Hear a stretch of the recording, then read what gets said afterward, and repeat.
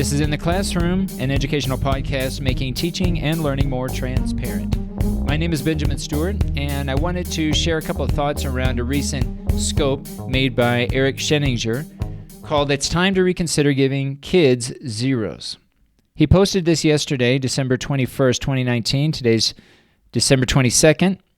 And I wanted to bring up some of the key points that he talked about, all of which I tend to agree with, but I also wanted to link some of these points to certain assumptions that I think educators or instructors need to consider when looking and diving deep into each one of these points as it relates to their own teaching context, teaching and learning context. So before I go over some of the points that Eric brought up, wanted to first introduce some of the assumptions that I think are relevant. Certainly these aren't all of the assumptions, but I think that these are certainly some assumptions that came to mind as I was listening to the scope. The first assumption, zeros are a form of summative assessment. So the premise here is that we need to reconsider giving kids zeros to see about maybe perhaps when we give them, why we give them, what's the point of giving a zero, right? And if we consider zeros as the only formative assessment, certainly that is one assumption. One assumption, it takes into consideration the way in which we provide summative assessment or a way to evaluate or measure learning, and whether or not we take any of those examples of summative assessment that is part of our teaching and learning context and turn that into maybe a dynamic assessment where formative assessment also becomes part of the learning process. So the simplest example would be looking at maybe a quiz where a student gets a particular grade, whatever that grade happens to be, whether it's a zero or something else, but that there are certain improvements that need to be made by the learner. One aspect is to take a look at dynamic assessment to say, okay, maybe we introduce certain forms of formative assessment or even instruction that complement that experience of taking the quiz and maybe missing some of the key points in doing that. And obviously this could be any type of activity where a grade is given and maybe the expectations aren't met, turning that into a learning moment or a teachable moment and have students do subsequent activities and exchanges where they are building on maybe what they missed in the original assessment. All right, so many of the assumptions that I talk about here really address formative assessment and really drawing some sort of mix between the way in which we evaluate our students, how much of it is formative versus summative. The second assumption is a grade of zero is not integrated with plenty of formative assessment. So this really addresses 2 points. One, what's the percentage of formative assessment versus summative assessment? And two, when does formative assessment occur? Especially in the case of granting zeros as a grade, is there a lot of formative assessment that precedes the issuing of such a grade, and or what kind of formative assessments might come afterwards? And again, to repeat the first assumption, in the form of dynamic assessment, how much of these formative assessments really complement the issue of a zero in this case. The third assumption, there's a lack of clear standards or criteria that warrant a grade of a zero. So if students, or if teachers rather, are going to issue a grade, is it because students did not make any kind of effort whatsoever? Did they not deliver any type of product or assignment that was assigned that they were to complete? Or was there some sort of a partial effort, or maybe the expectations or the criteria that were supposed to be met were not met on the part of the learner?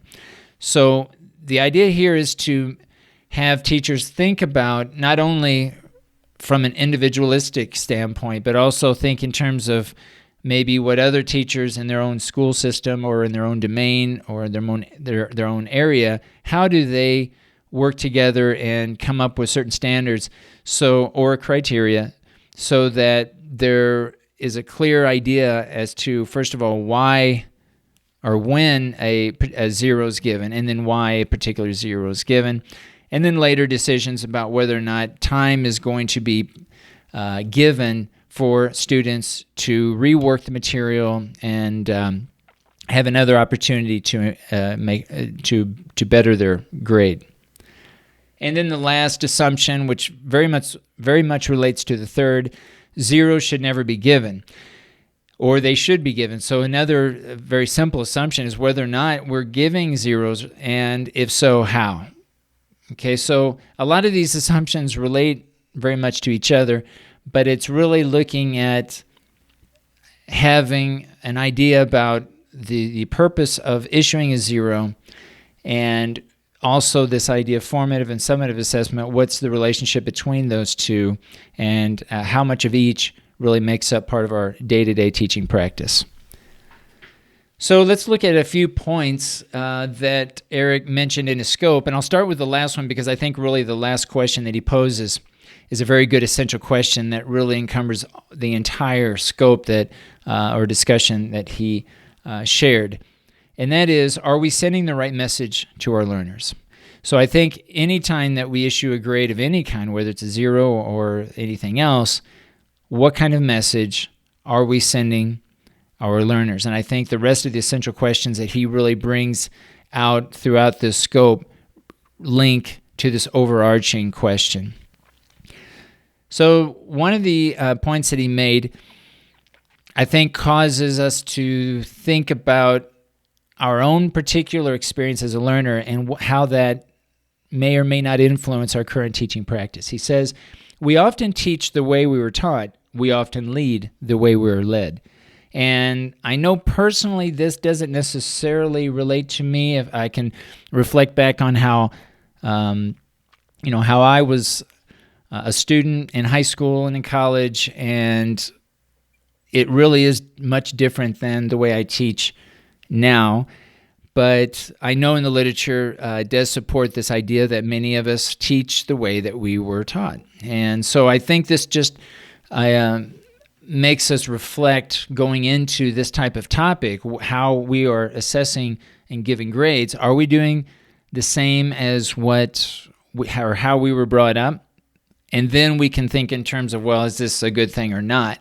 But this really relates to how I think open we are to change and how willing we are to consider other ways of assessing or evaluating our students. The second point he made, why are students not doing things? Maybe they forget, they don't care, they don't find the assignment relevant and meaningful, or maybe something else is happening at home. I think these are really essential questions as well. Getting to know the students, getting to know the purpose, or having them understand the purpose of a particular activity. Why are they doing a certain thing? What's the purpose? Is it relevant and meaningful? Is it something that they can relate to as human beings, as members of society? And how does this link to their day-to-day existence? And is there relevance in what they're doing in the classroom to their real lives? So I think these questions really identify and allow instructors to reflect on how they view authentic learning, authentic materials, and within their own class that they're teaching, within the curriculum that they are working within. The next point, does a zero reflect what a student has learned? Now, this gets back to, I think, the criteria by which we administer or give a grade of a zero. What are the standards? What are the criteria, the reasoning behind giving this grade? Since grades, by definition, as summative assessment, they measure learning. They're designed to measure past learning. And so if they receive a zero, what are we telling our students? It goes back to the last question. What kind of message are we sending our students? Are we saying that's it? They're getting a 0 and there are no opportunities to change that grade? Or is this to try to motivate them in the future for future activities, or maybe even within the same activity, motivate them to take a look at their own performance or behaviors and say, okay, maybe I need to change. Maybe there's some other things I need to happen. As an instructor, I think it's also an opportunity to see if the instructor himself or herself is doing everything possible to provide the opportunities necessary for the students to succeed. I think this is a good opportunity any time that we give grades to evaluate both aspects, both from the learner standpoint and the instructor standpoint. The next point, not saying that there shouldn't be repercussions for students who don't turn in work on time. So this is when Eric made this comment, I started thinking about the issuance of a grade based on maybe a student turning in an assignment late. And he didn't go into detail as far as if this was the context, right, that he was considering, but this would be another aspect. If students turn in work late, how are they penalized, if at all? And whether or not do they get a 0? Is it an all or nothing type of thing? Or if they turn in a partial assignment on time, do they get partial credit?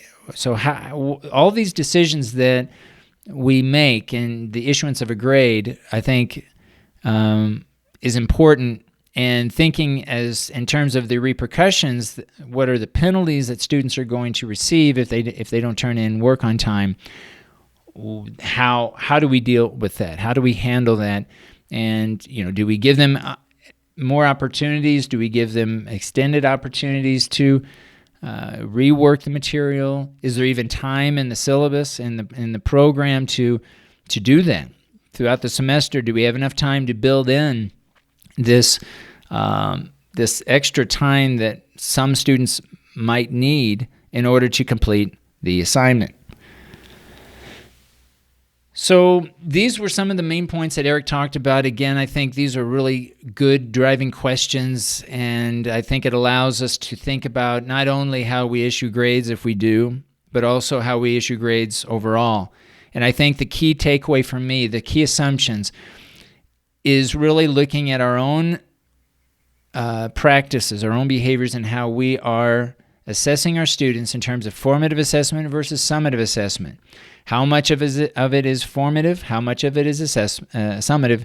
And when does the formative assessment occur? How does this way we provide feedback to our learners, enabling our learners to succeed, to meet the objectives of the activities of the class? And then the second is the standards or criteria of actually issuing a 0. When does it happen, and is it a fixed thing? Is it a grade that cannot be changed? Is it permanent? Or do we use grades as kind of a temporary state as to where they are in their development, with the understanding that they're going to have further opportunities to improve their work, to improve their grade? So I'm interested in what you think. How do you deal with the 0s in your own class? How do you deal with formative versus summative assessment in your class? What are some of the standards or criteria that you use that warrant a grade of a 0? I'm interested. If you'd like to reach out to me, you can contact me via Twitter. My Twitter handle is BNLEEZ. And very much interested in what others think about the issuing of grades of a 0 to their learners. And maybe even if it matters, if learners are younger, maybe kids versus adults, or even if you teach at a university, how you deal with 0s. I'm interested in your feedback, and let me know how you deal with 0s in your own classroom. This has been In the Classroom. making teaching and learning more transparent. My name is Benjamin Stewart. Thank you very much for listening.